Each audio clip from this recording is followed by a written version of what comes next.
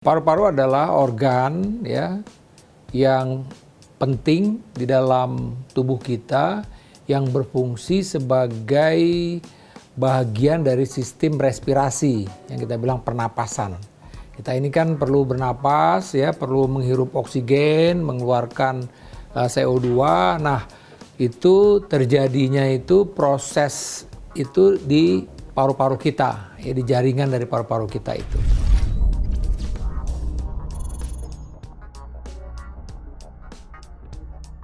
Ya, jadi jantung, paru itu suatu hal yang saling berhubungan.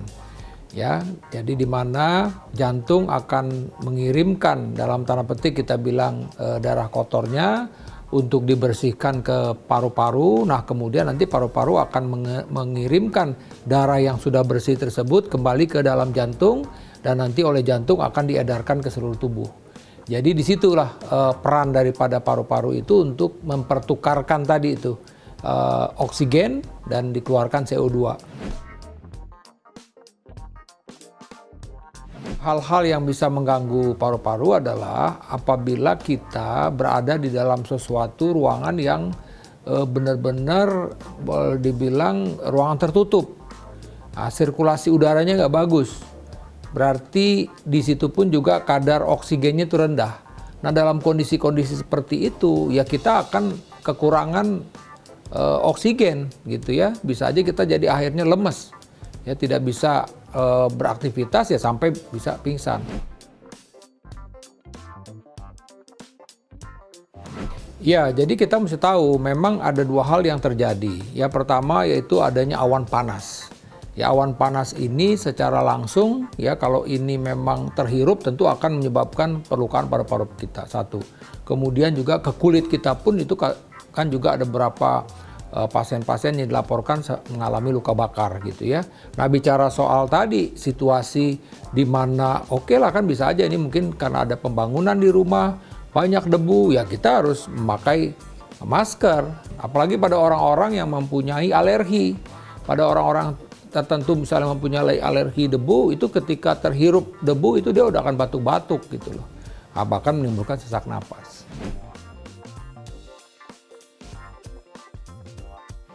Untuk mengetahui apakah paru-paru kita bermasalah, memang yang paling sering dilakukan oleh dokter adalah dengan pemeriksaan ronsen. Nah, pemeriksaan ronsen paru-paru inilah yang bisa menunjukkan apakah terjadi suatu infeksi atau peradangan. Misalnya secara spesifik kalau itu berasal disebabkan oleh kuman tuberkulosis, maka akan gambaran perselubungan itu ada di bagian atas paru-paru.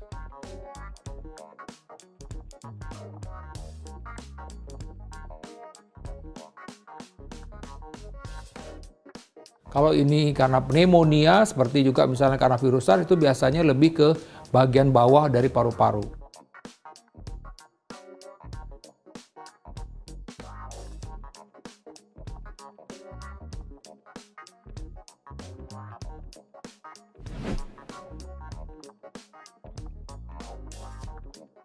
Dalam situasi seperti contoh tenggelam saja, kan tenggelam itu kan kita tidak bisa menghirup udara, oksigen ya kita tenggelam akan fatal. Ya akan lemas, pingsan dan meninggal dunia gitu. Jadi kita tahu kan beberapa orang misalnya ditemukan meninggal di dalam mobil karena memang tadi mungkin dia juga terhirup gas CO misalnya. Ketika memang kadar oksigen itu tipis, itu memang akan membawa dampak yang tidak bagus untuk pernapasan kita, untuk paru-paru kita.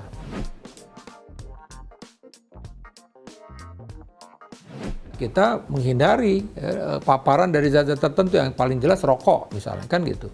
Kemudian tadi nih kalau kita memang berada di suatu karena pekerjaan karena memang paparan paparan debunya yang cukup tinggi, apalagi ini debu dari industri. Nah, kita harus selalu menggunakan masker yang baik ya, masker yang memang debu itu tidak bisa terhirup oleh paru-paru kita gitu loh. Demikian pembahasan saya mengenai salah satu organ tubuh yang sangat penting, paru-paru.